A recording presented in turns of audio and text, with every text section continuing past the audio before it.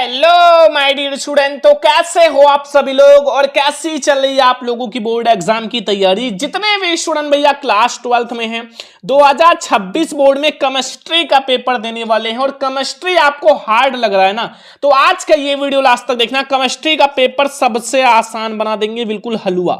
ठीक है, आपको सबसे आसान लगेगा अगर मैं आपसे कहूं कि आप पूरी केमिस्ट्री में केवल 60 प्रश्न तैयार कर लो, 60 टॉपिक या 60 प्रश्न, तो आप लोग भैया केमिस्ट्री के पेपर में कम से कम 90% या 92% मार्क्स लाओगे। तो आप लोगों को यकीन होगा, यकीन करना पड़ेगा मेरे प्यारे स्टूडेंट, क्योंकि ये 60 ऐसे प्रश्न हैं जो हर साल पेपर में आता है। ठीक है, और बहुत सारे ऐसे स्टूडेंट हैं जो वो प्रश्न बार बार पढ़ रहे हैं जो एक बार भी बोर्ड एग्जाम में नहीं आया हुआ है।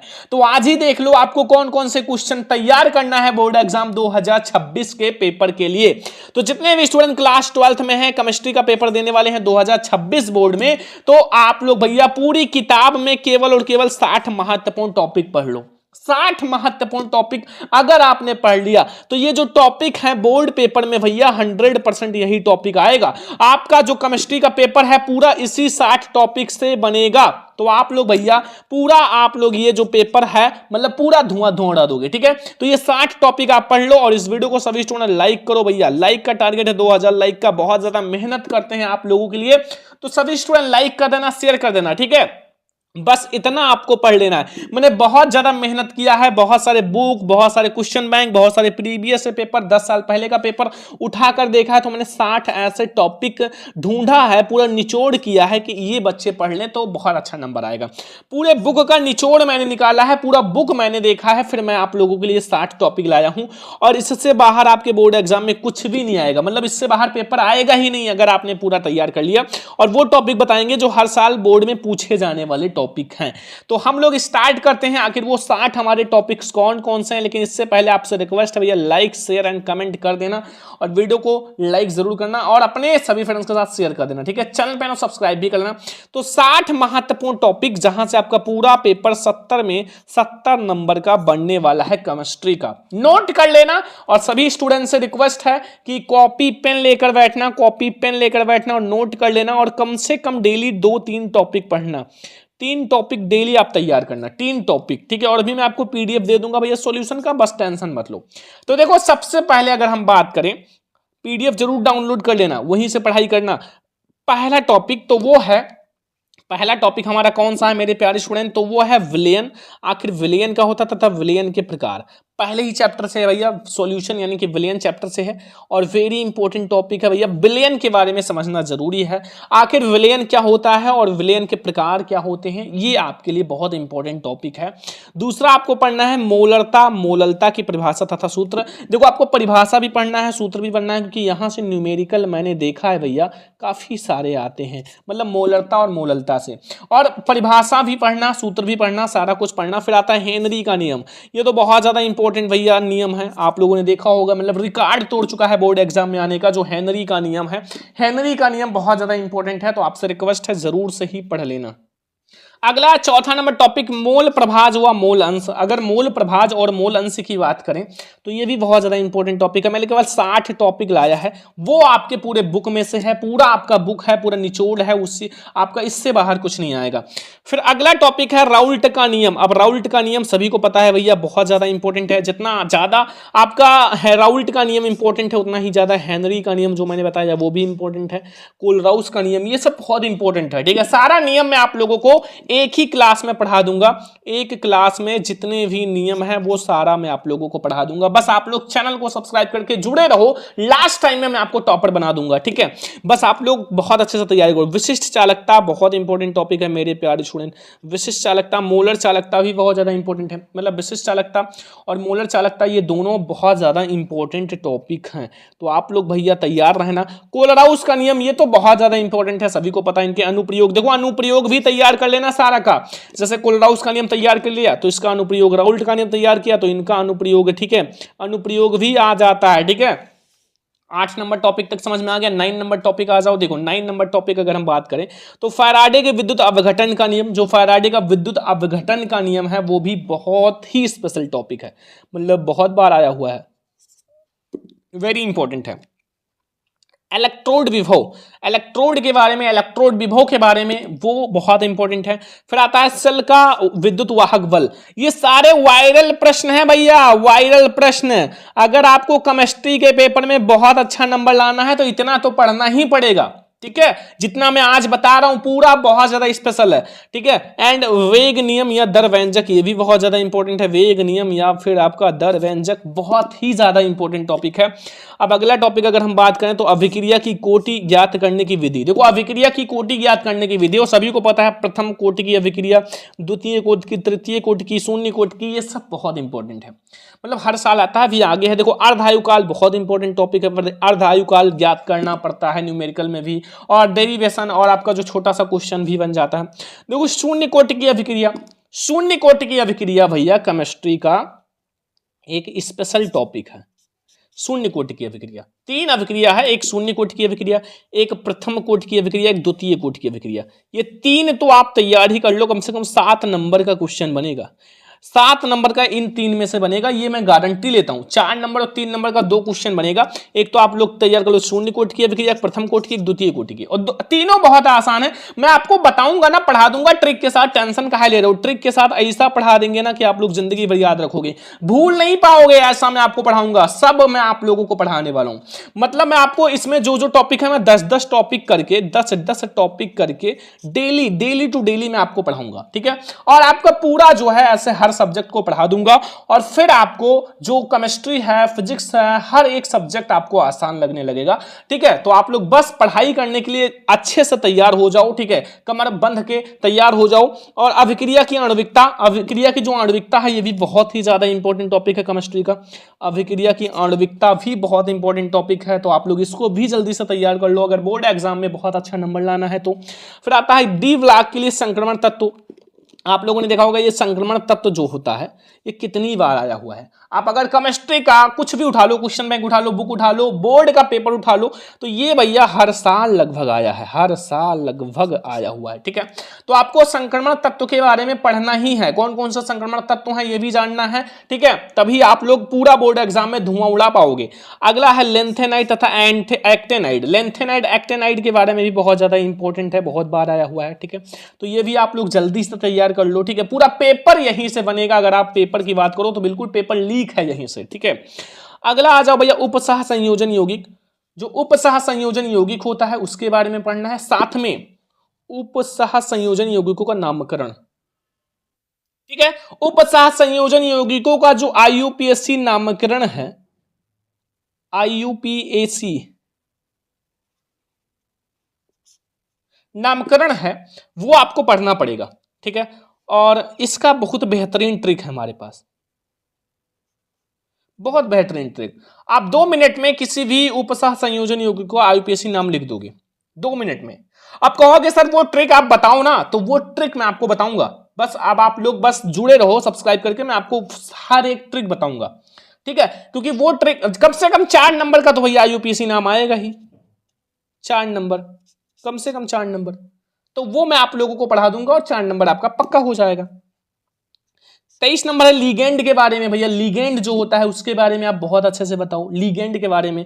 24 नंबर है संयोजकता आबंध सिद्धांत यानी कि VVT।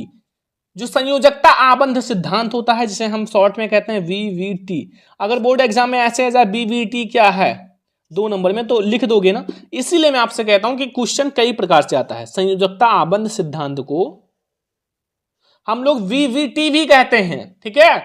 ऐसे आप याद रखना, नहीं तो भूल जाओ, ठीक है। 25 नंबर टॉपिक है हैलो एल्केन। अब सेकंड केमिस्ट्री स्टार्ट हो गया, क्या स्टार्ट हो गया, सेकंड केमिस्ट्री। अभी तक हमारा फर्स्ट केमिस्ट्री था, अब सेकंड केमिस्ट्री आ चुका है हैलो एल्केन के बारे में। हैलो एल्केन, हैलो एल्केन और हैलो एरीन वाला चैप्टर आप लोगों ने पढ़ा होगा आई होप। 26 नंबर टॉपिक है हैलो एल्केन का नामकरण।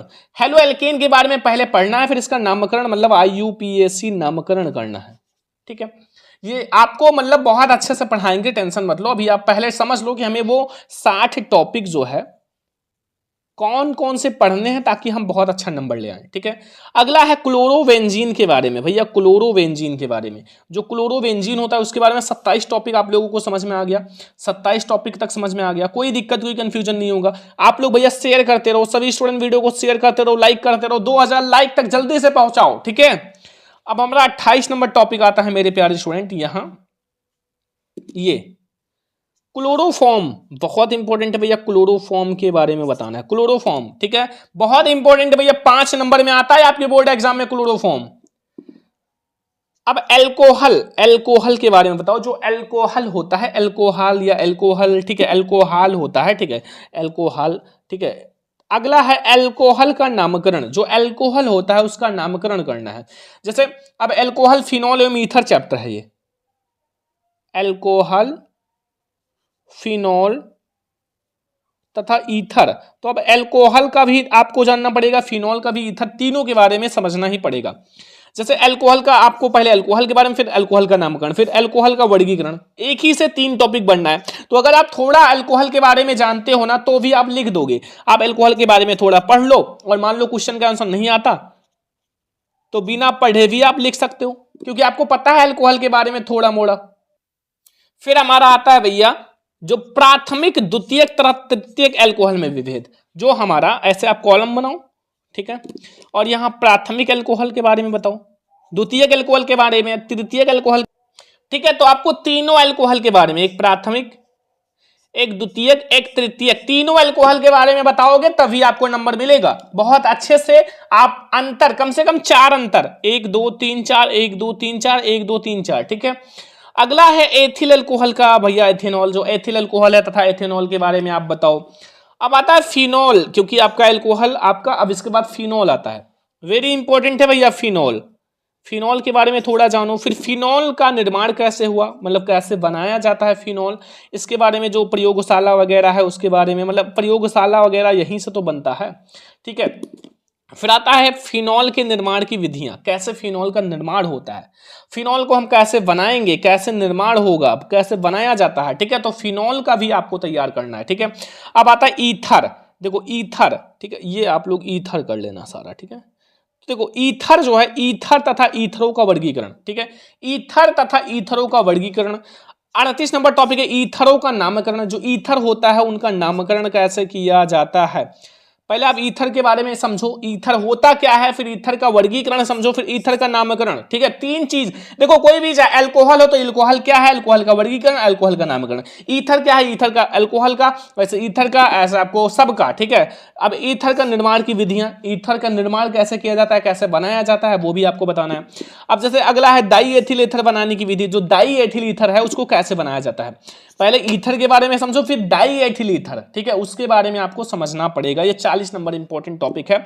ये जो मैं आपको केमिस्ट्री का भैया टॉपिक बता रहा हूं ना, अब मैं आपको अगर मैं दिखाऊं ना तो केमिस्ट्री का जो टॉपिक अगर आपने पढ़ लिया तो इतना आप कॉन्फिडेंट रहो कि बोर्ड पेपर में 85 से 90% आपका बन जाएगा। यही से न्यूमेरिकल्स भी आते हैं।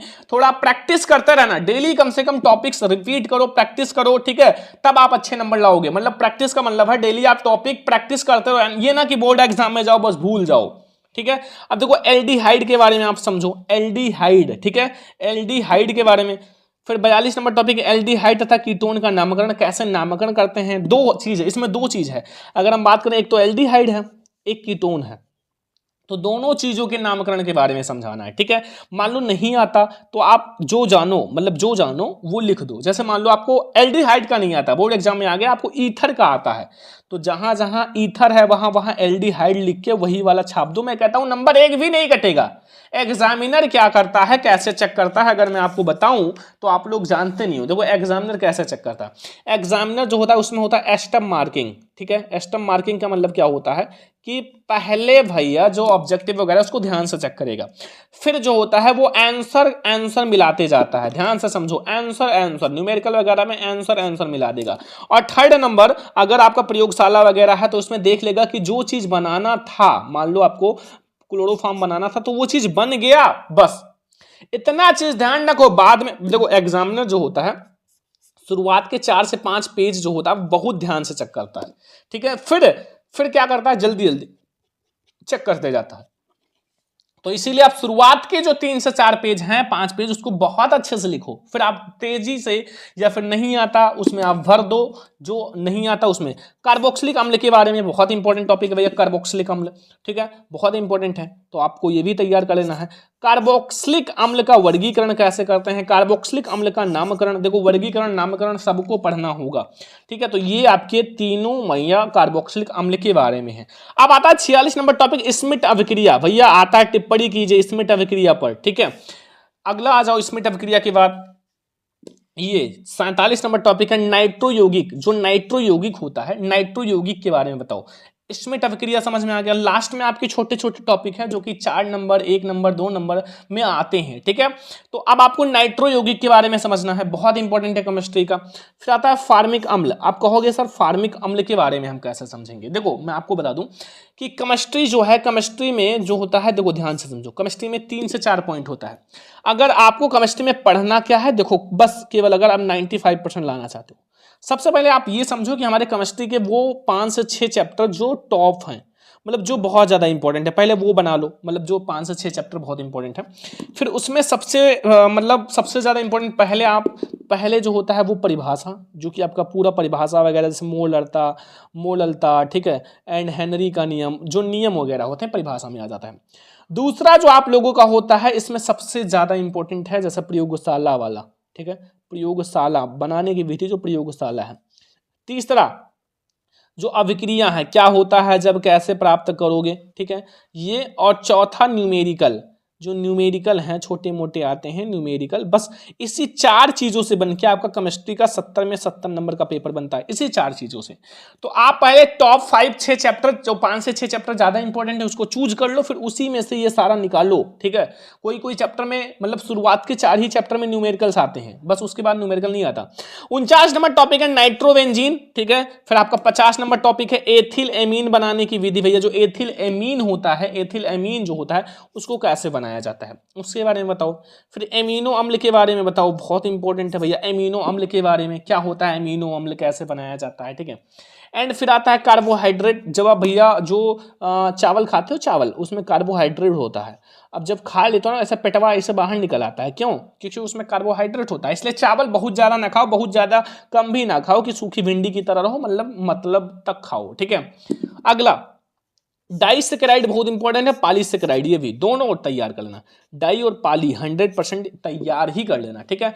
55 नंबर टॉपिक है सेलुलोज के बारे में, भैया सेलुलोज के बारे में, ठीक है, ये भी आप लोगों के लिए बहुत इंपॉर्टेंट टॉपिक है, आप लोग जल्दी से तैयार कर लो। अब हम लोग लास्ट की ओर आ रहे हैं, मतलब 56 नंबर टॉपिक डाईएजोनियम लवण के बारे में थोड़ा सा पढ़ लेना, 2 नंबर में आ जाता है कि डाईएजोनियम लवण क्या होता है, ठीक है, परिभाषा वगैरह कैसे बनाया जाता है। प्रोटीन के बारे में भैया, थोड़ा प्रोटीन, आप लोगों को बायोलॉजी का थोड़ा टॉपिक आ गया, प्रोटीन के बारे में, ठीक है, डीएनए के बारे में, आरएनए के बारे में, ठीक है, ये सब थोड़ा सा पढ़ लेना। एंजाइम के बारे में, ये एंजाइम के बारे में, ये सब थोड़ा बायोलॉजी से रिलेटेड है, पढ़ लेना, ठीक है। ग्लूकोज के बारे में, अल्कोहल के बारे में, ठीक है, एंड विटामिन के बारे में, ये भी पढ़ लेना। और डीएनए का फिंगरप्रिंटिंग पढ़ लेना, ठीक है, डीएनए फिंगरप्रिंटिंग, डीएनए आरएनए के बारे में थोड़ा पढ़ लेना, ठीक है, अंतर वगैरह, ठीक है, ये सब थोड़ा सा बायोलॉजी से रिलेटेड है। जो बच्चे बायोलॉजी लिए हैं उनका तो बल्ले बल्ले, उनके कोई दिक्कत नहीं।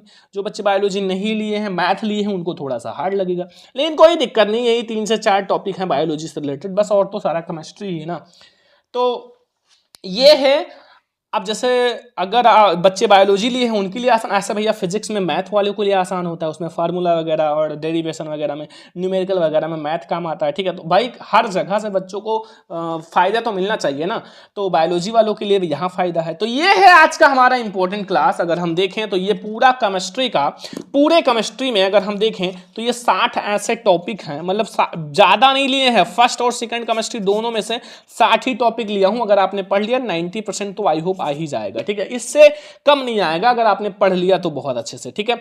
और जितने बच्चों को भैया हर सब्जेक्ट का मतलब नोट्स वगैरह और पेपर वगैरह सब कुछ चाहिए, वायरल पेपर, बोर्ड का लीक पेपर सब कुछ चाहिए, तो आप हमें कॉल कर लेना, व्हाट्सएप कर लेना 9918863196 में आप लोगों को बता दूंगा सब कुछ, ठीक है। तो आज का ये हमारा क्लास बहुत ज़्यादा इंपॉर्टेंट है, और आज की इस वीडियो को ज़्यादा से ज़्यादा लाइक करना, ज़्यादा से ज़्यादा शेयर करना, चैनल पे हम सब्सक्राइब भी लेना। बस आपको केमिस्ट्री में यही 60 टॉपिक पढ़ना है भैया, पूरा पेपर यहीं से बन जाएगा बस। तो आज की इस वीडियो को लाइक एंड सब्सक्राइब करना। चलो हम लोग मिलते हैं नेक्स्ट इंपॉर्टेंट वीडियो, लाइक करना 2000 लाइक तक जरूर ले जाना। हम लोग मिलते हैं नेक्स्ट इंपॉर्टेंट वीडियो में, तब तक ले जय हिंद, वंदे मातरम।